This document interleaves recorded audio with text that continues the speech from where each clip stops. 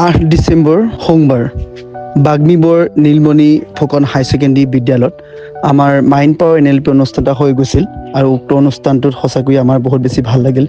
বিদ্যালয়খনত উপস্থিত থকা মৰমৰ ছাত্ৰ ছাত্ৰীসকলৰ লগতে অভিভাৱক অভিভাৱিকা, বিদ্যালয়ৰ প্ৰধান শিক্ষয়িত্ৰী মীনাক্ষী বাইদেউৰ লগতে সকলোলৈ বহুত ধন্যবাদ জ্ঞাপন কৰিছোঁ।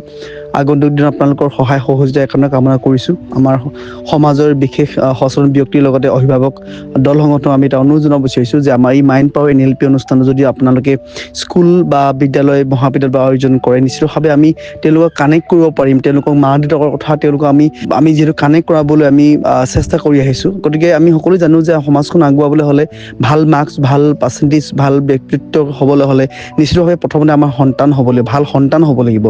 গতিকে নিশ্চিতভাৱে সকলোৰে সহায় সহযোগিতা একাৰণে কামনা কৰিছোঁ। ধন্যবাদ জনাইছোঁ সকলোলৈকে। ধন্যবাদ। জয় অসম।